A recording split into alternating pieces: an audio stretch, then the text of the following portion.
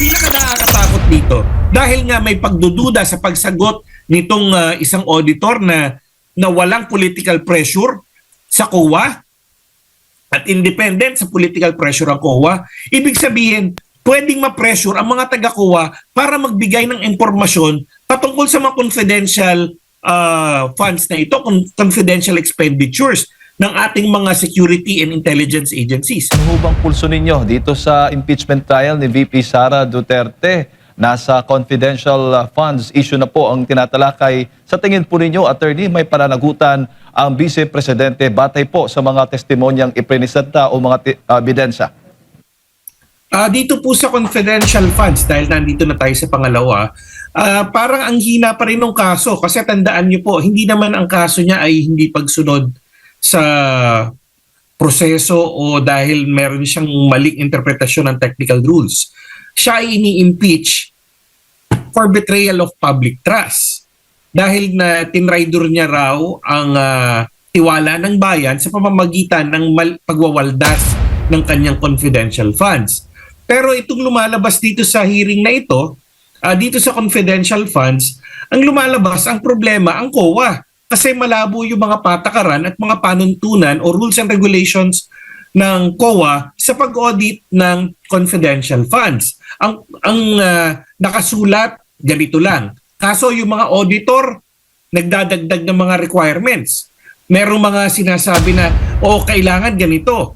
Tapos meron pang mga sinasabi yung mga auditor na, una, sila nagtatalaga na may mga bagay daw na kailangan, ganito yung kailangan kahit wala namang sinasabi sa patakaran.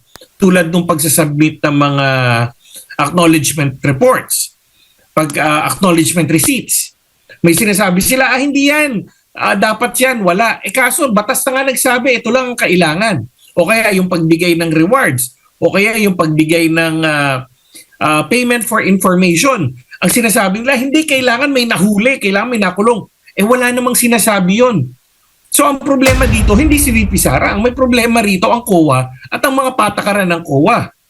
Tandaan nyo, betrayal of public trust, impeachment to. Hindi to simpleng administrative case kung saan tatanggalin mo isang tao na in-appoint para sa isang napakaliit na bagay.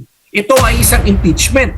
Ito ay ang pagtatanggal sa isa sa mga pinakamataas na opisyal na may mandato diretso sa taong bayan dito sa ating lipunan at sa ating legal system at sa ating government system of government dito sa Pilipinas. Hindi pwedeng tatanggalin mo ang isang vice presidente dahil mali ang iyong patakaran o dahil nagkaroon kayo ng kalituhan sa pangangailangan dun sa pag-liquidate ng confidential funds.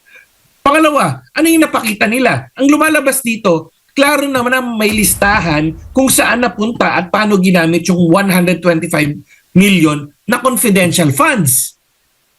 Nakalista eh. Ang lumalabas, ayaw lang nila tanggapin. Bakit? At nag-umpisa yun nung panahon na nagkakahiwalay na o nagkakaroon na ng hidwaan sa pagitan ng pamilyang Duterte at ng pamilyang Marcos. Na binabanatan na noon ng mga kampo ni Marcos ang mga Duterte. Diba? 2023 nag-umpisa. Yun eh. Diba nakakapagduda? So, sa ngayon po, legally, parang malabo, walang napapakita na may pagtatraidor o betrayal of public trust na nangyari. Yung pinapakita, ang klaro dito lumalabas na ang COA ay nagkakaroon ng mga interpretasyon o naglalagay ng mga pamantayan na wala naman dun sa nakasulat na rules and regulations ayon lamang sa kanilang sariling interpretasyon. At ang nakakapagtaka pa rito at nakakagulat at nakakamangha, yung dalawang taga-COA na nagpresenta ng ebidensya ng prosecution, nung sila ay sumailalim at nag-undergo ng direct testimony at cross-examination, lumalabas na nagpakita sila ng mga senyales na may pagdududa sa kanilang kredibilidad. Halimbawa, ito nga si Delo Ocampo. Tinanong siya, diretso ang tinanong eh. Wala bang political pressure ang COA sa ngayon? Hindi niya masabi na utal-utal pa siya eh. Ang tagal niyang hindi niya diretsong masagot. Pagdating sa korte niyan, may issue na yan eh. Kasi ibig sabihin, may pagdududa. May mga senyales na nagsisinungaling itong witness na ito. Sabi ko nga, ang na-impeach dito, tong impeachment case na to, hindi si VP Sara ang nai-impeach. Ang nai-impeach dito, yung mga witnesses ng prosecution. Ano yung impeachment of witnesses? Ito yung mga proseso o pagparaan kung saan ang isang witness ay masisira ang kredibilidad o mapapakita na hindi dapat paniwalaan. Sila ang nai-impeach dito. So, dun sa kaso sa grave threats, ngayon yun sa kaso na betrayal of public trust dahil dun sa grave threats, wala dong napakita.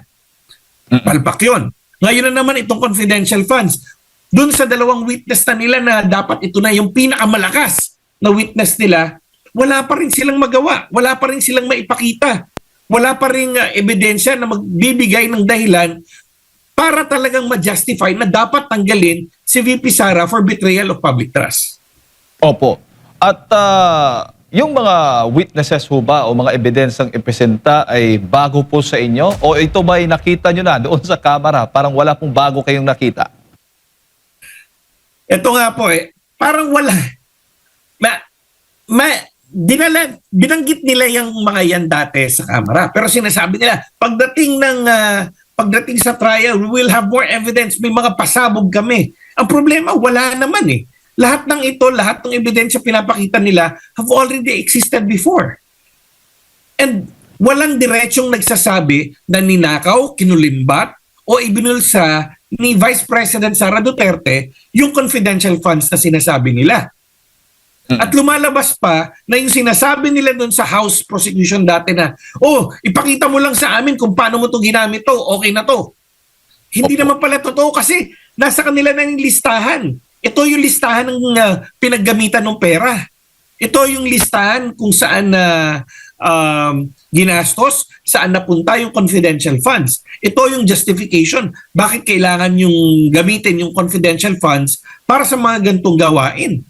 Lahat nando naman pala So lumalabas, wala. Peki yung sinasabi nila na may mga pasabog sila at napakalakas na ebidensya laban kay VP Sara. Again, at tatandaan nyo, hindi ito issue ng basic na hindi pagsunod o pagkakaiba ng interpretasyon. Ito ay isang impeachment case for betrayal of public trust. Ipakita nila na talagang si VP Sara ay tinraidor o nagtaksil sa tiwala ng bayan sa pamamagitan ng maling paggamit ng kanyang confidential funds. Doon tayo babalik at wala. Yung sa House of Representatives, wala silang napakita, kaya nila minadali yun, inakyat agad, di ba? 2/3 votes agad. Diretso na, wag na pag-usapan to.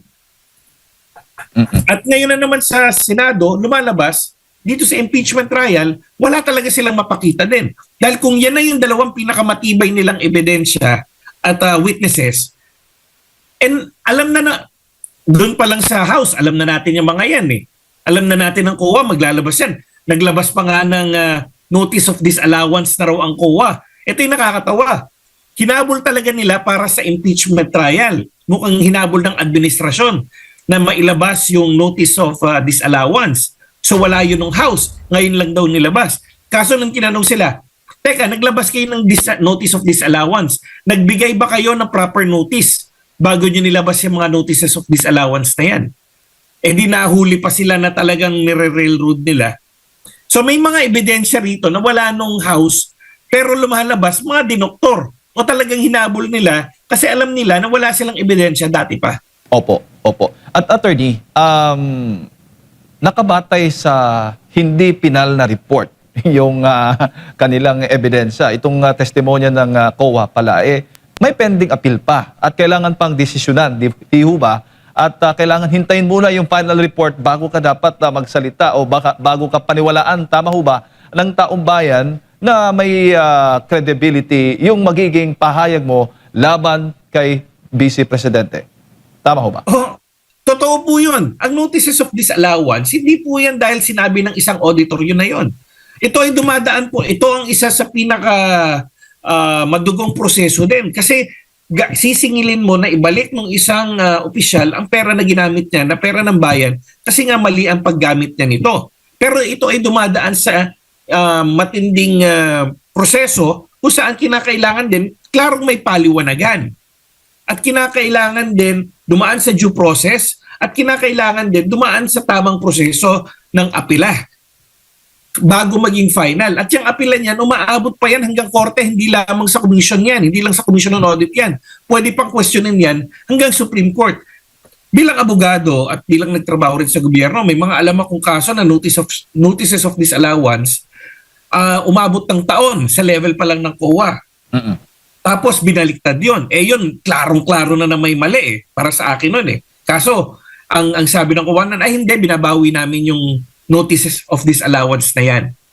Iba pa yung pagka umabot pa sa Korte Suprema yan. Tapos may pag-amin pa mula sa mga auditors na nung in-issue yung notice of disallowance, hindi dumaan sa tamang proseso. Baka mamaya tapos na yung term ng susunod na Pangulo, hindi pa tapos sa Korte kung talagang dararapat ba na ibalik yung pera at tama ba yung notice of disallowance. Ganun kahaba at ganun katagal yung proseso na yan. Tapos, yan ang ginagamit nila hindi nila masabi nga na ninakaw yung pera.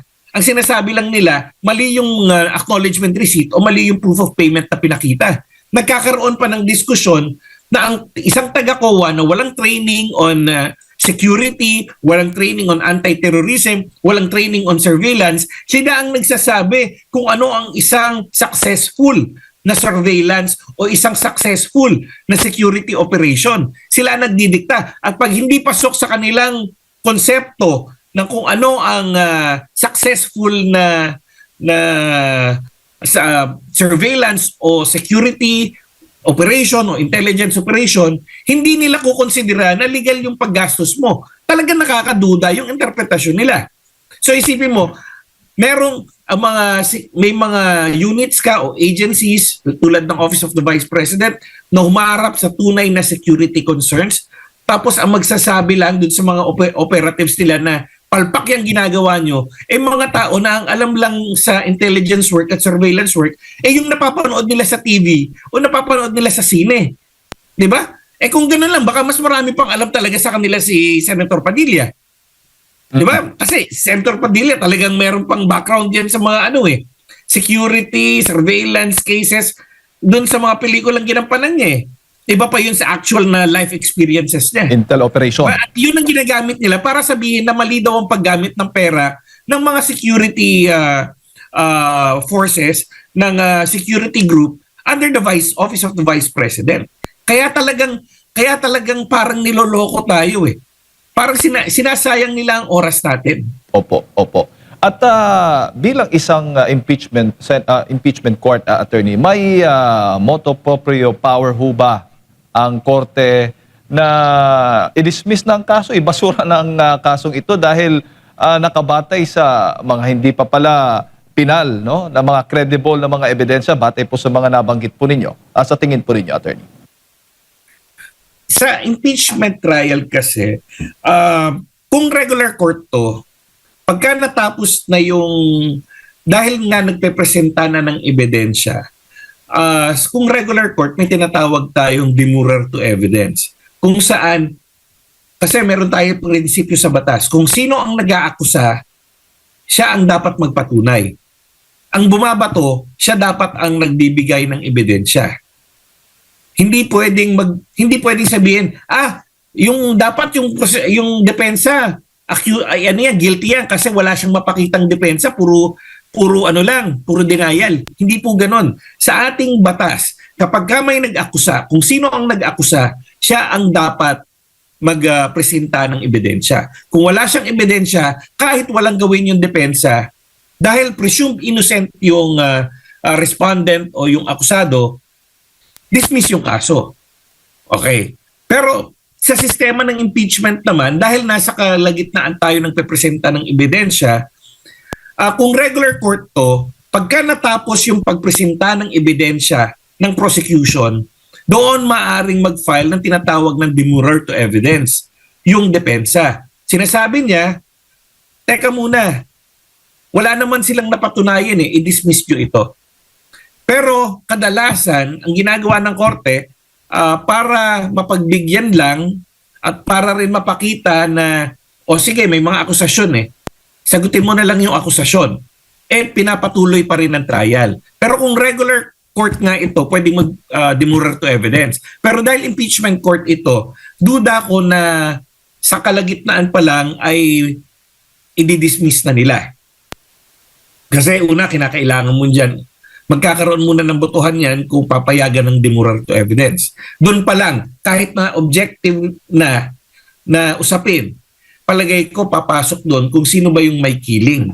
At para payagan nyo, kinakailangan mo magdesisyon ang majority lang. Doon majority lang. Kung kalagitnaan, kung pagkatapos ng pagpresenta ng ebidensya ng prosecution, ay papayagan na magkaroon ng demurrer o i-dismiss yung kaso base dun sa kung ano yung binigay o dahil kulang yung ebidensyang pinakita ng prosecution.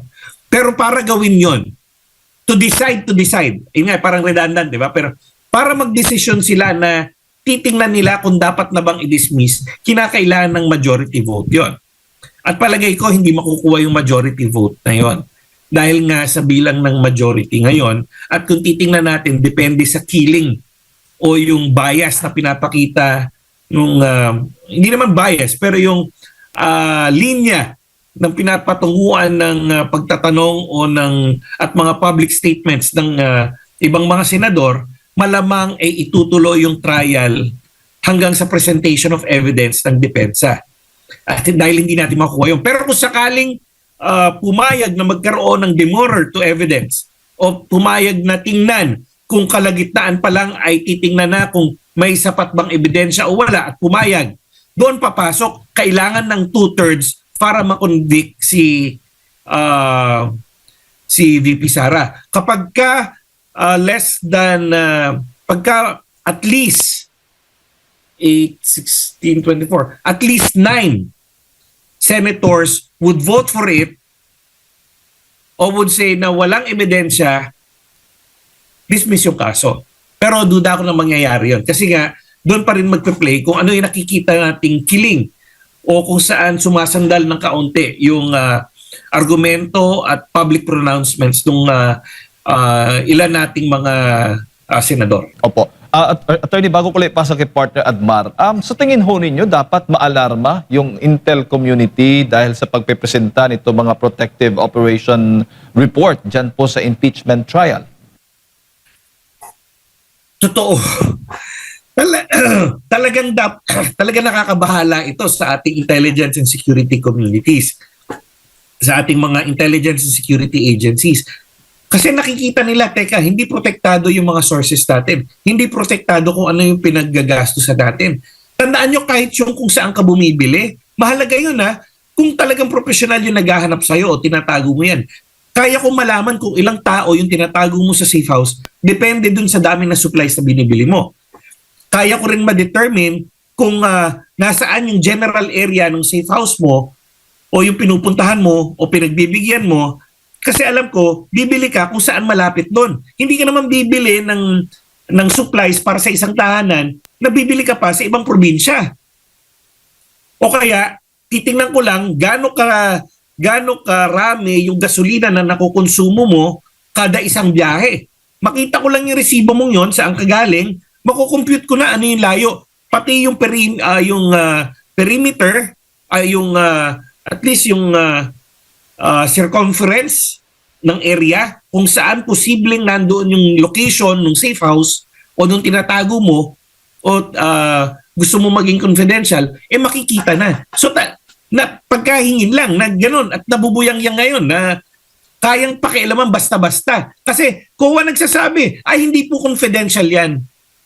Di ba? Security assessments are being made by COA people, by these auditors who don't even have security clearances, who don't even have the necessary security and intelligence training. At sila magsasabi, ay ang intelligence work mo, wala. Tandaan nyo sa intelligence work, especially na anti-terrorism, kada araw ng 365 days na walang sumasabog na bomba, na walang namamatay na Pilipino, yun ay success. Hindi po success yung may nahuling terorista. Add-on na lang yon. Ang success nila ay mapanatili na araw-araw walang terrorist attack. Na mapanatili na araw-araw walang inosenteng Pilipino ang namamatay o nasusugatan dahil sa mga extremist groups. Yan ang parameter of success talaga ng ating intelligence and security communities at ng ating law enforcement. Kaso nandito ang COA ang sinasabi, hindi pwede 'yon. Kailangan pagka gumastos kayo ng confidential or intelligence fund, dapat may mahuli kayo. Dapat may nakakulong. Dapat may makasuhan. That's not how it works. 'Di ba? So talaga nakakatakot 'to. Tapos nandito pa ngayon sila, dadagdag pa. Sila pa ang magsasabi kung ano ang successful, ano ang hindi. Base sa kanilang kaalaman na malamang galing pang Hollywood. Baka mamaya napanood lang nila si si Master Cutter ba yun? Yung mga palabas sa TV pang pinagagamitan yan. Nanood sila ng sine. Inspector Gadget, napanood nila. Tapos sinasabi nila, hindi. O kaya Korean novela. Baka pwede pa, Korean novela, medyo magaganda rin. Kaso kahit yung mga Korean novela na security and intelligence movies nila, pinapakita ang kahalagahan ng intelligence work. At ano yung parameters talaga.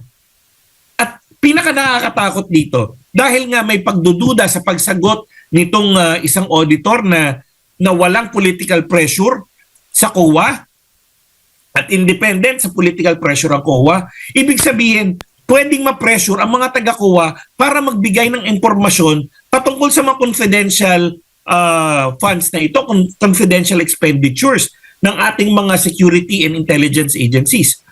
Sino ba ang mga political leaders ngayon? Sino ba ang kabilang sa ating mga political leaders ngayon?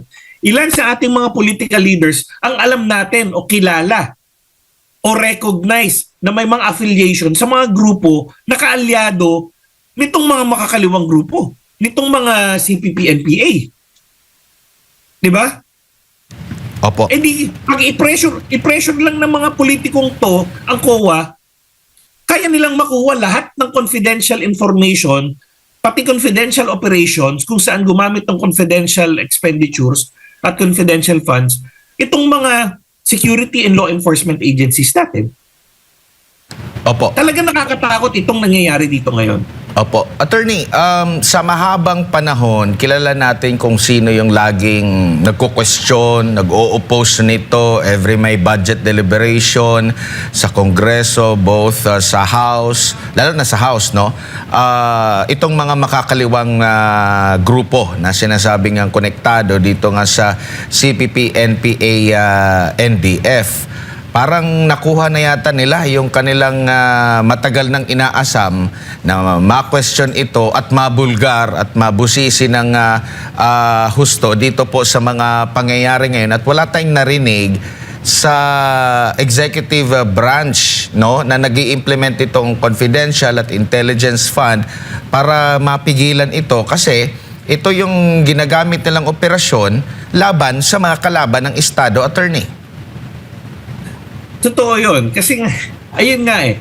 At ito yung pinaka nakakatakot dyan. At lumalabas kasi na pagka politically convenient, pagka merong pangangailangan silang political, kaya isakripisyo ng nasa kapangyarihan ang seguridad ng ating bansa at ng ating mga law enforcement and military personnel. Kasi kada impormasyon na lumalabas tungkol sa confidential operations o intelligence operations ay nangangahulugan din yan na napapanganib ang buhay ng ating mga kapulisan at ng ating kasundaluhan at ng ating mga kaalyadong elemento, mga kaalyado nating tao. Tandaan nyo, pinagpapapatay at tingnan dun sa ilan na yun? Ilan na yung pinatay sa Iloilo? Di ba?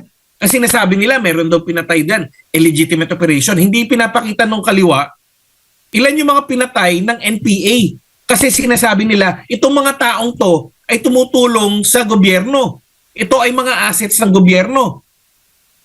Ano ba? Ano bang pagiging asset pagka ikaw daw ay tumanggap ng tulong o tumanggap ng grocery galing sa gobyerno? Nandun yun sa confidential funds eh. Nasa confidential expenditures eh.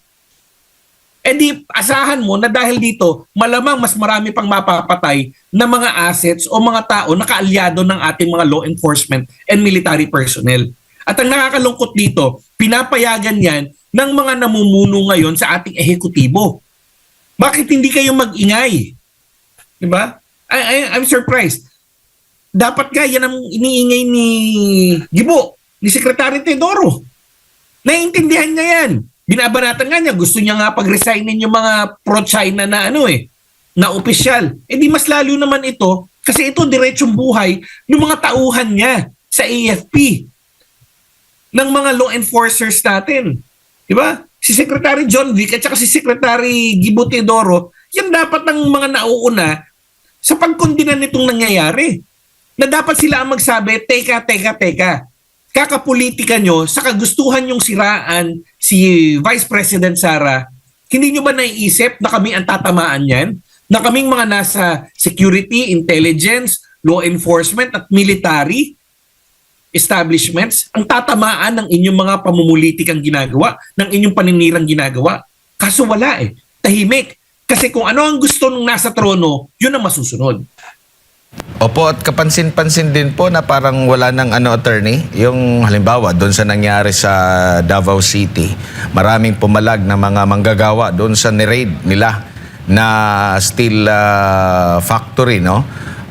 Sabi, ni-rescue daw sila pero nawalan sila ng trabaho. Wala tayong narinig na nag-ingay yung mga labor group, mga makakaliwang grupo ukol dyan. Parang less na yung kanilang mga activities ngayon. Tila ba parang meron ng ugnayan ba o parang naho-hostage na ba ang ating gobyerno, yung inner ng ating gobyerno para sa political interest nila? Kasi nagagamit din nila, lalo na sa kalaban nila sa politika, lalo na dito kay Vice President Sara Duterte at sa mga Duterte.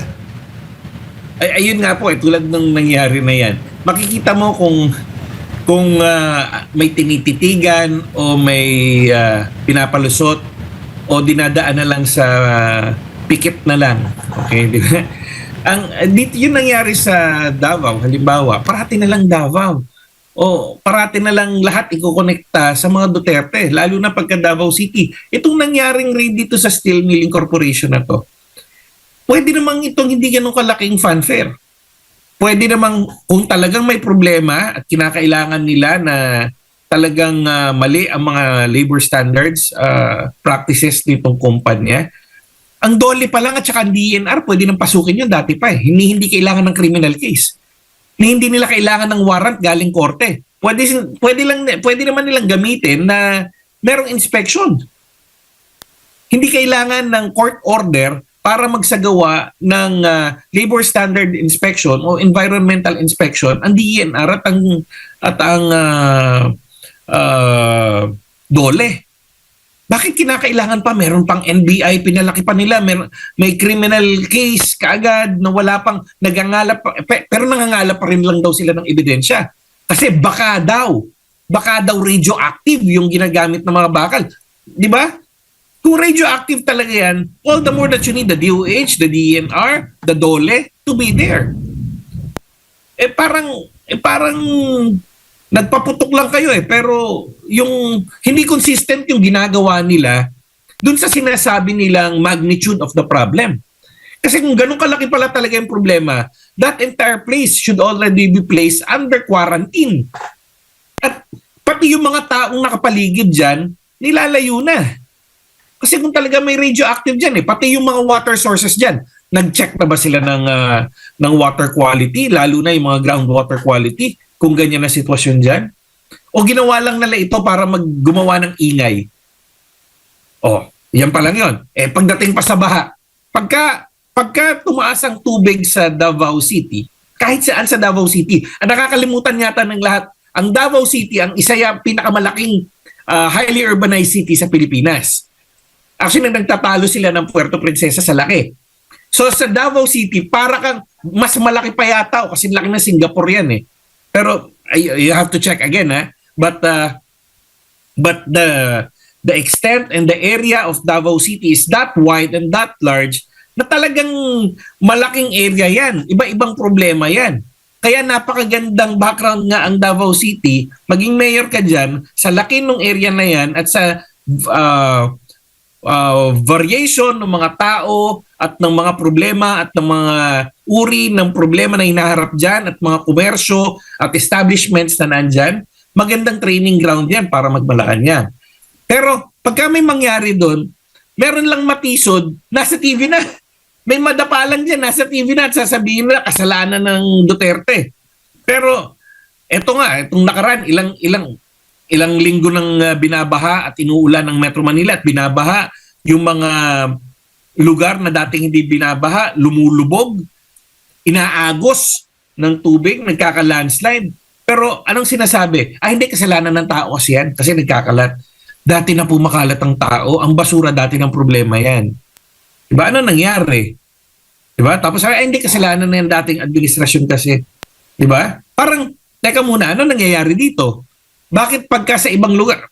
Sa La Union, ang sabi pa nga raw, fake news daw yun at nagbayad pa ng 5 million para siraan yung isang opisyal doon. Pero kung titingnan mo, mga tao yung nagpo-post na may baha sa kanila eh.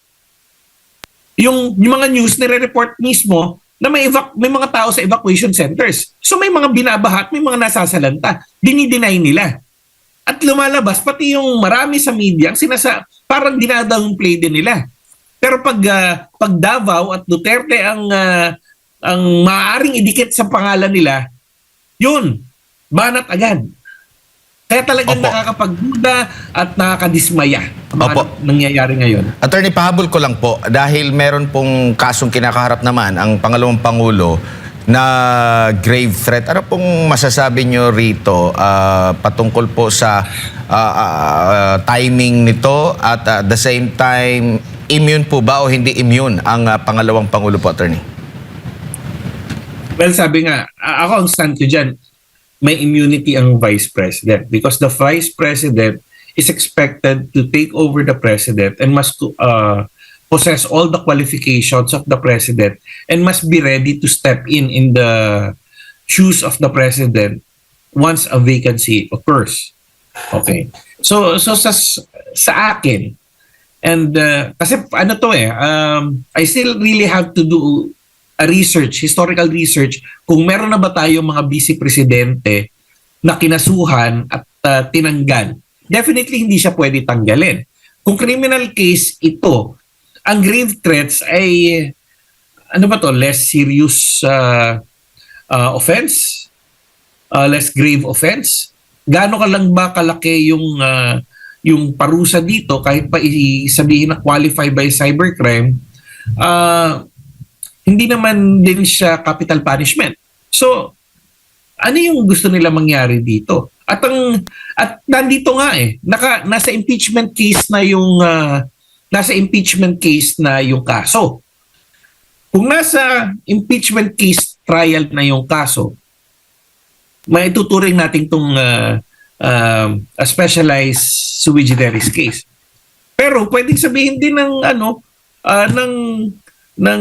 kampo ni Vice Presidente, ano mangyayari pagka dinismiss yung kaso ko dito, ito mas mababa ang ebidensya kaysa sa proof beyond reasonable doubt.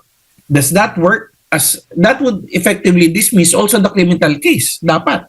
So parang baliwala na naman ito and the timing is suspect. Nandun na nasa impeachment na. Bakit kailangan nyo pang gawin ito right now? Bakit kailangan nyo guluhin pa right now? And it's not as if yung prescription nandiyan na. 'Di ba? Hindi pa naman magpre-prescribe o hindi pa naman mapapasu yung kaso.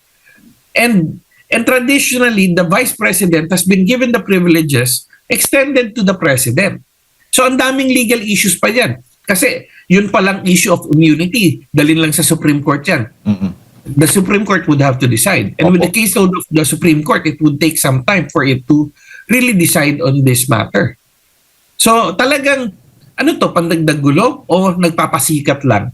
Yun yung problema Parang lahat, dahil sa mga pinagagawa nila, nagkakaroon na ng automatic na pagdududa ang mga tao sa mga kilos na ginagawa ng administrasyon na ito at ng mga tao na parang sunod-sunuran na lang sa Malacanang. Opo. Alright, Attorney, maraming salamat po sa inyo pong oras at sa pagbibigay po ninyo ng impormasyon na ngayong umaga. Good morning po sa inyo. Ay, maraming salamat po at more power to the Pulso ng Bayan and SMNA po. Alright, so Attorney Spocky Parolan, Legal at Public Policy Expert po ang ating nakasama. Napakinggan po ngayong umaga. Kung gano'n lang po kababaw ang interpretation, kumbaga para po siyang kabayo na yung horse race na ganun na nakatutok lang sa isang direksyon. You have to interpret in its entirety. Ano po bang ibig sabihin ng reward? Would that mean, what kind of success are you talking about? Kailangan po ba talaga na kailangan may mangyaring masama as pointed by Attorney Christine Ferrer para po magbigay ng reward? Kasi I think ang kanilang mind, no, ang interpretation nila is that yung ay nakamask na binibigyan ng reward, yun everything, masyadong shallow, masyado pong baba. Day 60 na po tayo ngayong sa impeachment trial, attorney, at inaasahan nga natin na 3 testigo ang ihaharap. At kabilang po sa mga testigong ito ay yung 2 disbursing officer ng OVP at ng DepEd. Ano bang inaasahan po ninyo dito sa mga testigong ito? Well, kung with respect dun sa OBP, they will be treated as a hostile witnesses considering they are not a cooperative witness of the prosecution. So, it's possible na pwede po mag-leading questions dyan, no? Unlike kung direct examination on their own witness, kailangan walang leading questions. Ibig sabihin po, they'll be asked of some questions in connection. Most probably yata yung pag-disperse, no? At saka yung relationship between, let's say, the Acosta and La Chica. Because yun po ang pinaka mainit, no, na issues during the last hearing po at nag-present si Del Campo and vis-a-vis with the interpellations po ng senator judges. Opo, at itong 2 testigo, attorney, sa tingin po ninyo, kung papaborman, siyempre, sa prosecution, ay inaasahan ba ninyo na talagang sa puntong ito, kasi itong 2 na alam natin na ipresenta na ito doon sa Kamara eh. Pero pagdating dito sa impeachment court, Senate impeachment court, yung cross-examination dito sa 2, magiging matindi at malalaman natin kung talagang sila ay magpapatunay doon sa mga alegasyon laban sa Vice Presidente. Yes po. Akin naman is, I think all they have to do is to tell the truth, no? Because as we said that the truth will always set us free, no? And wala naman dapat sila itago kung ano talaga yung nangyari, because the truth is that special disbursing officers naman talaga sila. At the same time, it was mandated sa kanilang trabaho na i-disburse yung pera na yun, no? And kung ano po talaga yung nangyari, gawin din po nila, no? So, yes, and you're right, no? During the cross-examination on the part of the defense, ay mas lalo pong makaklaro. Kasi ganito po yan, Jade, eh. The prosecution may control the narrative that favors them only, no? So, they will limit the truth. Kahit nasabihin natin, palabas ng truth, they will limit, no?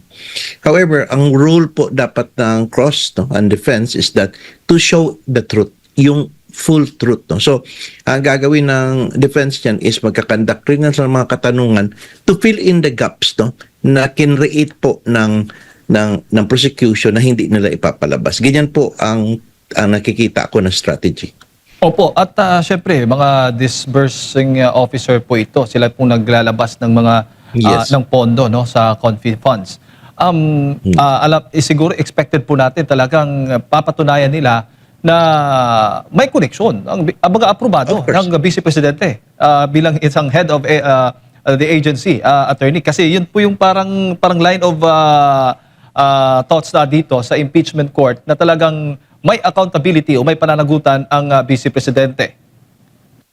Ewan ko nga kung bakit nila tinatry na i-separate ang fact, no, na yung kumbaga parang iba ang SDO at saka iba ang ang COBP, ang Vice President, no. The truth is that that's correct, no. However, wala kasi tayong tinatawag na parang pino-point out na SDO committed an act that would somehow irregular on its own, no. Basically, lahat naman legitimate ang pag-disburse, no. So, ibig sabihin po, unless we are trying to say that this SDO committed something, no, without or against the advice of BP Sara, we could use that. However, hindi eh. So, yung accountability, there is no issue, no. Hindi naman sinasabi ni BP Inday na pinapasa lang niya yung SDO niya, yun, no, dapat nasisihin yun. No, it's just not like that, no. The thing is that everything has been disbursed, no, and in accordance po for the purpose for which it was intended. So, I think that is the rule na dapat po tutukan po ng mga tao na talagang may disbursement. At saka nagkataon na itong sila Del Costa, kung ano po yung mandate sa kanila, yun lang din po yung ginagawa sa kanila para ma-disburse ito. Opo. At siyempre, doon sa paglalabas ng pondo, yung report kasing pinagbabatayan dito, yung COA report, attorney, Yes. kung saan hindi pa naman pinal. Paano po yung magiging Of course. kapanipaniwala at makatarungan para po sa inaakusahan? Hindi po talaga makatarungan because you cannot use a matter that is still pending, katulad itong notice of disallowances, no? One is pending for motion for reconsideration and one is hindi pa nga na-exercise yung right to appeal sa commission proper. So kung pagbabasihan mo yun, then that would be unfair, no? Hindi po pwede yan siya, and that would be highly irregular. However, I think ang gagawin nila dito with respect kila Acosta and Yossi Paharda is that they will be saying that yung Superman theory nila all over the places na parang masyadong ni Kapunan na parang masyadong trying to create a low interpretation ba na Acosta must be in several places at the same time para makadisburse on that particular day. Yun ang mind ko is so shallow, no? So this time it would be very much explain how it is done, no? Kasi ang aking point is that totoo po may disbursing officer, pero meron din tayo tinatawag na nag-e-implement yan, no? So if somebody is directed to implement it per request by the implementer para ma-implement po talaga yung dapat gagawin, I think that can be done, no? It is not needed that para sa akin that the SDO, siya mismo yung mapupunta doon sa lugar, siya magbibigay sa mga confidential informants. Hindi po yan ganun. I don't think that is how it should be interpreted loosely na parang literally. Opo, pero possible ho ba na sa halip ng Vice Presidente ang managot, yung disbursing officer, yung dapat managot sa maling paggamit, kung meron man, dito sa confidential funds?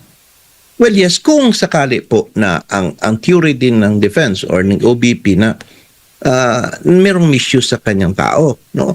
But there is none, no? They are not saying that. So, it would be unfair. Tao yan. Alam niyo po naman si BP, kapag tao niyan, paprotektahan talaga yan. Aakuin pa niya yung responsibility. Hindi man niya ipapasa ang responsibility sa iba.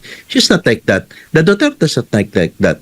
PRRD is not like that. The buck stops at me. Totoo yan, no? I would talk direct to the point, no? So, ibig sabihin, there is no issue on that. So, whether or not si SDO is separate from the head of agency, that doesn't matter because everything is regular nga po. Opo. At syempre, ang na-establish po, ang pinapalabas po nila, hindi compliant daw yung Vice Presidente dahil hindi nga nailabas, hindi naibigay yung mga dokumento. Pero nakabatay po yung evaluation po ng COA auditor, batay po sa kanilang personal, o baga, ang term na ginamit, professional interpretation or opinion, attorney. Sa legal o sa regular ba na korte, po pwede, maaari ho yun, may baga, tumatayo ho ba ang mga ganun pong mga evaluation ng isang opisyal ng gobyerno tulad po ng mga COA auditors? Ay, maano talaga yun. Ay, matutukan at talagang magigrill siya, no? Sa properly in court, no? Because when you say professional judgment, the question is that you have to establish how professional you are. Ano po ang experience mo to exercise that kind of professional judgment? Have you gone underground and talked to the people? Do you know the process of the surveillance and giving confidential information? Do you know the problem at hand? Things like that, no? So that before you could exercise this kind of professional judgment na exact. But otherwise, you cannot do that. Kasi po yung professional judgment na titingnan po natin dito, Jade, is yung something that would be conclusive enough for the mind of those people listening like us that would say, tama siya. No, you must have this competency to exercise that kind of professional judgment, which I think in this particular case, si Del Campo and even si Wamil had no. They do not have this kind of professional competency in exercising this kind of professional judgment. Why? Because they conducted only paper audit, papel-papel lang, compliance audit lang always binabalik-balik nila. What is that? To comply with the requirements ng mga papel. So kung hindi makomply, doon na yung sinasabi nila na mayroong presumption of misuse. Pero doon po yan mangyayari kapag na notice of disallowance na. And ang notice of disallowance nga, as you point out kanina, hindi pa nga penal. So where can there be a presumption of misuse? Hindi po lumalabas pa. Ibig sabihin, hanging. So this case is very, very premature and dapat po ito itigil na ito. Dahil talagang this is no longer right, no, tama, mali na po ito, dapat patay na po itong impeachment complaint na ito.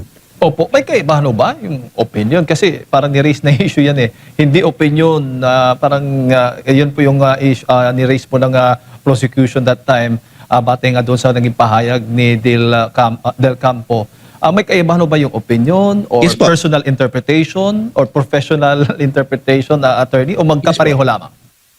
Hindi po, ang professional judgment and opinion are two different things. To. Ang opinion kasi may be given by an ordinary person who mapakita natin na wala siyang competency to act. No? So, tatanungin siya.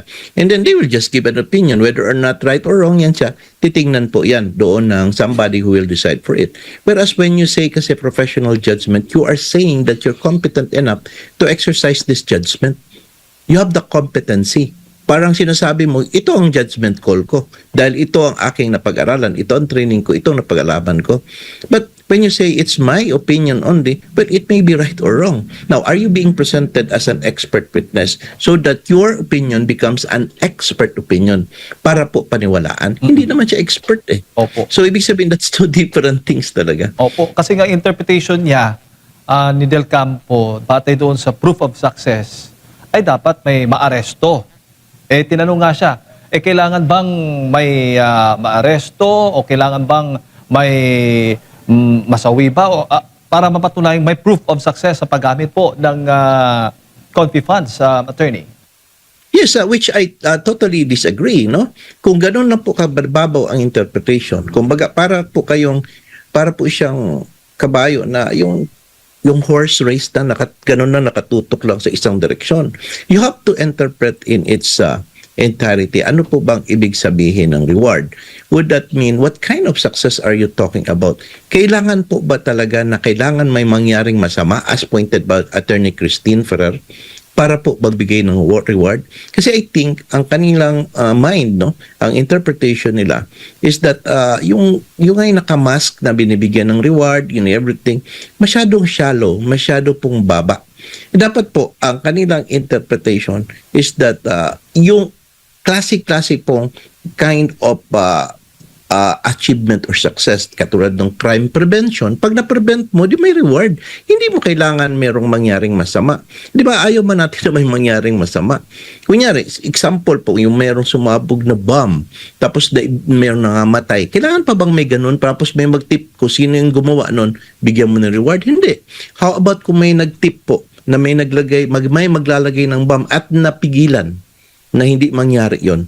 Hindi, would you not give that person a reward because of that? Kaya sabi ko yung reward at purchase of famous information, parang magpinsan lang yan sila. Parang magkapareha lang yan sila, no? So, with that, ano po ba ang training na nakuha nila in order to determine the kind of success yung kinahanap nila? Ano ba yung causal link doon sa operation and the success which they could not provide? Why? Hanggang paper audit nga lang po sila as pointed out by Lacson. Kaya na inis na si Lacson by saying wala kay clearance, wala kayo, bitin kayo, kulang ang trabaho niya, di ba? Opo. So that's how it is. Opo. At tama nga sabi po ninyo, hindi po siya competent para mag-interpret kung may yung lehitimo ba, successful ba yung isang Definitely. confidential intel operation sa attorney. Pero attorney, bago lang tayo Yes po. magpatuloy, dako Go lang ahead, tayo. sir. Hingi lang tayo ng update mula dyan sa Senado para nga sa inaasahan nating Day 16 na impeachment trial ng Vice Presidente. Ngayong araw, live na magbabalita si Angel Pastor. Angel? Yes, magandang umaga mga kapartner. Ngayong araw nga ipagpapatuloy ng Senate Impeachment Court itong Day 16 ng impeachment trial ni Vice President Sara Duterte, kung saan asahan natin na ihaharap ng prosecution yung mga testigo, yung iba pang testigo dito sa Article 1 ng impeachment case na tumutukoy sa umano'y maling paggamit ng confidential funds ni Vice President Sara Duterte. Ngayong araw ang ikalabing-anim na araw at ang simula ng ikapitong linggo ng impeachment trial. Unang haharap sa witness stand si House of Representatives Legislative Information Resources Management Department Director Marivic Pareja. Susundan naman siya ni na dating OVP Special Disbursing Officer Gina Acosta at dating DepEd Special Disbursing Officer Edward Fajarda. Inaasahan ang direct examination sa kanila ng prosekusyon ngayong araw tungkol sa mga dokumento at transaksyon na may kaugnayan nga dito sa confidential funds ng OVP at ng DepEd. Ngayong araw din mga kapartner, maglalabas ng desisyon ang Senate Impeachment Court, itong si Presiding Officer Senator Judge Cheese Escudero, tungkol dito sa paggamit ng social media ng magkabilang panig, maging ng mga senator judge habang nagpapatuloy itong impeachment trial.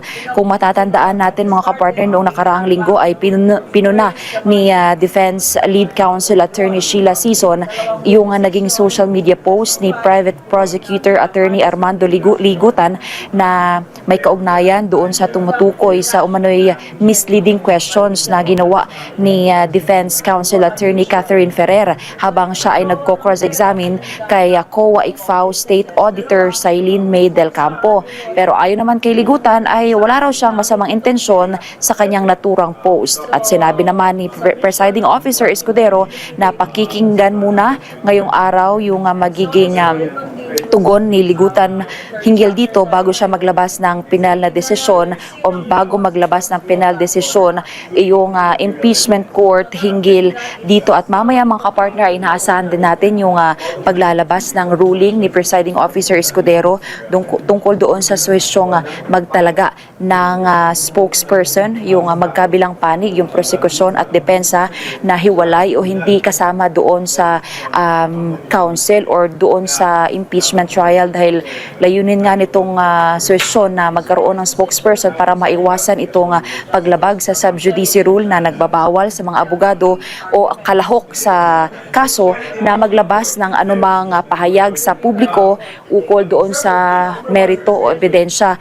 ng kaso para maiwasan iyong maimpluwensyan itong impeachment court at ang public opinion. So sa ngayon mga kapartner ay ilang minuto na lang at magsisimula na ang paglilitis at nakita natin yung prosecution at yung depensa na dumating na rin dito sa Senado at yung iba pang mga testigo na nakita natin kanina. So yun ba ang update mga kapartner, at balik muna dyan sa inyo. Maraming salamat, Angel Pastor, live mula dyan sa Senado. Balikan po natin si Attorney Raymond Bato. Attorney, na dapat Yes, sir. maalarma yung intel community dito sa pagpepresenta nga ng mga masasabi natin protective evidences, no? O itong mga reports, operational reports ng confidential funds ng Vice Presidente dito sa impeachment trial. Yes, of course, no? Kasi ito nga, confidential ito na process, no? Pati yun po yung mga papel, no? With what's happening now na nakikita na lahat ng public kung ano yung process ng pag-liquidate at pagbigay ng yung intelligence operation report, no? Nakikita po kung ano pala ang ginagawa, no? And this benefits so much yung left, no? Yung kaliwa. Because they have seen now kung paano yan. And you know, they are the most interested people to know all these things, no? Kasi sila nga po yung ang number one in priority sa pagka-conduct ng surveillance at saka pag-conduct ng intelligence operation. So talagang sa intelligence side medyo nababahala na po talaga sila. Opo. At syempre, tutol sila sa pagbibigay ng conflict funds para sa Department of Education before. Sa tingin po ninyo, gaano kahalaga yung conflict funds para po sa isang Vice Presidente na noon ay naging kalihim po ng Department of Education? Well, actually sa DepEd kasi, alam po naman natin, especially sa mga state universities, pinapasok po talaga ng mga left, no, mga kaliwa, mga NPA to recruit, no, these children at dalhin po sa mountain, no. And we have seen that. Meron ngang namatay na 19 no, people, and karamihan doon is mga estudyante. And you know for a fact po kasi, Jade, is that ito pong edad nila, yung mura pa masyadong edad, idealism ba nila? So yun po ang kanilang tinetake advantage. Hindi pa mature pag-iisip, no? Well, ang kanilang bugso ng damdamin is very aggressive. Yun ang kanilang yun yung kanilang tatalunan at kukunin, mamanipulate nila. Only to find out later na hindi pala tama yung ginagawa nila. But too late, no? Ang iba kasi sumasali na, ang iba nakikipagbarilan, namamatay tulo in the process. Opo. At naniniwala ho ba kayo na itong CPP, NPA, NDF, itong mga left group po o leftist group ay nape-penetrate na nila itong ating pamahalaan sa ngayon na kung nakikita mo, considering sa mga nakikita po natin ngayon, yung pag-uugali na hindi na kumikilala ng Diyos, yung mga pulis natin ginagamit, at parang this is observations po, no, ng mga kababayan natin. Ultimo yung mga nasa NBI, parang hindi naman ganito yung pag-uugali nila before, yung PNP, ombudsman, at marami pang mga ahensya na ginagamit ngayon sa pag-uusig doon sa mga kalaban po ng administrasyon ngayon. Yes po, talagang ganyan, no? And they are very much prevalent now at nandiyan na sila. In fact, makita mo, the way nga yung mga kabataan natin is how do they respond, no, to the institutions, to the government, and even to the parents, no, regarding sa kanilang point of view. Kasi nga, it is easy kasi to destroy the mind of the people if the government is destroyed also. Kapag grabe ang poverty, grabe ang paghihirap, grabe ang corruption na nakikita, it's easy to destroy these people. Tingnan mo, and then they will use their idealism to push that narrative na talagang ibagsak na itong gobyerno na ito, wag na makinig sa parents na payo na sinasabing, wag naman dahan-dahan lang ganun, and even to the institutions. No? So, yun po ang psychological warfare na pinasok, no? At napasok na po ng mga CPP-NPA sa ano. Now, remember po, Jade, ano ba talagang existence and purpose of this left? Their existence is only, no, to undermine any kind of government. Kahit pa po siguro leader nila ang makaupo dyan, they will always undermine it because that is their purpose. Without which, their existence would no longer be necessary and needed. So, kung wala, madidisband sila. So, kaya nga, number one, nagalit sila kay BP Inday because of her malakas po na kanyang pagsuporta sa NTF-ELCAC, National Task Force to End Local Armed Conflict, no? Which yan po yung baby project po ni PRRD, wherein ang dami na po kasi nag-surrender ng mga rebelde sa panahon ni PRRD, at the same time, yung pong mga party list na affiliated po, no, sa makaliwa na pag-iisip at sa kanilang hindi na halos na nanalo-nalo, no?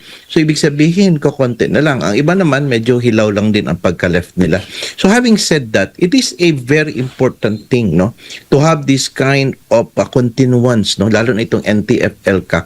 And kailangan talaga ng confidential and intelligence funds para po ipagpatuloy ito. Opo. Kung dati talagang maingay po sila, sumisigaw, nananawagan against Marcos Sr., Yes. Marcos Jr., di ba? At sabi pa nga, mga diktador. Pero napansin po ninyo later on ay parang tila iba na yung naging takbo ng kanilang mga panawagan kay VP Sara na, Yes. which is nabanggit mo nga kanina, Yes. na talagang kasi si VP Sara, PRD, maging si Pastor Apollo Siki Buloy, lahat po ng mga kumakalaban sa CPP, NPA, NDF. Tignan Yes. po saan sila ngayon. At ito po ang kilang inuusig, attorney. Sa tingin mo ba ninyo, parang tila ba now hostage ng ating bansa, lalo ng administrasyon? Kasi parang wala silang magawa na dapat suportahan nila itong makakaliwa dahil ba may mga kasunduan ang nangyari? Yes, that's a very, very good question and I would like to respond to that. Alam niyo po, if you'll notice in this situation right now, nag-a-align itong mga left dito kay BBM, the Marcos administration, because, you know, for a fact, number one is they get something out of it. They get money, no? And they get the support, no? And sa kanila, we cannot get rid both of them, Marcos and BP Inday. So unahin na lang muna natin si BP Inday na alam natin at perceive natin na napakalakas po. At ito si BBM, medyo supportahan natin so that we can get from this administration. Happy naman din si BBM kasi hindi siya nagugulo masyado. Remember this is the only president that I have seen na may SONA na walang effigy burning ng muka ni Yes. Marcos. Wala. Never yan nangyari. So, ibig sabihin, it shows talaga na meron po talaga silang arrangement, something on that, no? And unahin natin si BP, isip siguro nila, and then after matanggal natin si BP, ito na namang next natin titirahin so that we get our own, no? For the meantime, we will hit one at a time. One bird lang muna tayo. Wag muna tayo padalos-dalos. So that's what's happening. That's why they need to attack the people, si BP Inday, at saka the people closest to her. Especially si Pastor nga. Speaking of Pastor Kibuloy, alam po natin kung gaano po yan siya kagalit talaga sa CPP-NP. Talagang supporter talaga yan siya. And they know for a fact that Pastor Kibuloy is very much supportive of BP Inday Sara and the Dutertes, no? So they have to cripple that, no? Sa Art of War kasi is that kailangan yung mga economic provisions or yung mga supports by political leaders, you have to cripple that in order matanggalan po yung base support, no? Para ma-weaken po yung head. And by that time, at least sinasabi nila, damaged goods na si Inday Sara. That's what their purpose is, to damage Inday Sara para pagdating sa 2028 po, yung i-field nila na candidate, baka medyo humabol kay Inday, yun lang ang enough because they think na pag mahabol na, they could cheat during the elections. Oo. So baga, attorney, this is not all about Marcos Jr., not all No. about martial law kung mayroon man, No. kundi sistema ng Yes. CPP, NP, NDF na unti-unti nang lumalamon sa sistema natin. Parang ganun ho bang nakikita Yes. po ninyo? Well, actually, basically, they won this time, no? Because pinaboran nga sila ng administration ito. That's why they were able to control most of the legislative department, no? And in fact, meron silang communication with the administration. Kasi inalaw. Unlike panahon ni PRRD, where initially they allowed, then after that, wala na. Talaga totally wala na. So, kumbaga, parang they are winning, no? Lahat po ng nangyayari nito, whether matuloy po bumagsak ang government o hindi, happy na po sila because they have achieved that very important purpose to create chaos within the government. They have undermined the government. Nakapag-file ng impeachment, nakakapaggulo about sa flood control, hindi napigilan. Kasi kailangan po talagang matuloy ang kaguluhan ng isang bansa para po mag-thrive sila. And they would always clamor and call and say, bagsak talaga itong gobyerno na ito. And they can now penetrate the people and tell the people that huwag nating sundin ang ating klaseng gobyerno. Tingnan nyo ang corruption, tingnan nyo ang impeachment, tingnan nyo, yun ang mga technique nila. Opo. But nevertheless, hindi naman stupid ang mga tao ngayon because of the internet, nakikita nila. And I believe that time will come, this kind of things talaga, maliwanagan na po ang mga tao at mag-end na po itong ganitong klase, no? Because if they not contribute, no, they have never contributed, no, to the progress of our nation. None, wala po. Opo. Kasi marami ding nakapansin, attorney, kung mababasa po yung mga komento, yung pag-uugali ng ating mga nasa gobyerno ngayon, parang ugaling NPA, yung ganun, attorney. Yung parang iba na yung pagiging, parang hindi na kumikilala talaga na. Yung simula, example na lamang, yung sa KOJC, hindi ho ba? Na parang Yes, hindi naman dapat ganun yung pag-uugali ng mga pulis, yung mga nasa otoridad natin. Unless, Correct. na kung ang sistema, yung utak ng mga ito, ay napasukan ng sistema ng CPP and NDF, which is wala talagang kinikilala po yung Diyos, walang ginagalang po yan, kundi talagang kung sino-sino lang ang kanilang na pinapatay o inuusig. Tapos, they are in collaboration pa talaga with the government. So, just look and how powerful they are, no? That's true when there is no longer God in your heart, no? Hindi na po God-centered ang pag-iisip. So, ibig sabihin, ang emotions niyan is napakataas towards violence. And when the emotions are geared toward that violence, then the reasons are low. Kahit ano na lang pagsasabihin. And then, kapag kahit ano pagsasabihin, sometimes other think that, maganda ito i-model, i-follow, no? Because kahit paano, they could also somehow influence other people because of their statement. Lalo na po yung mga bata na may murang edad. All they have to do is to infect, no, in their minds that something dangerous na ito pong government natin is ang alam lang nito pagpahirap sa country, sa pagnanakaw and everything, murang edad na mga bata, they will just agree on that because they see it's what's happening. Pero they do not understand that the cause of this chaos actually partly contributed by them. So they really have to establish this chaos. Talagang mag-continue ito.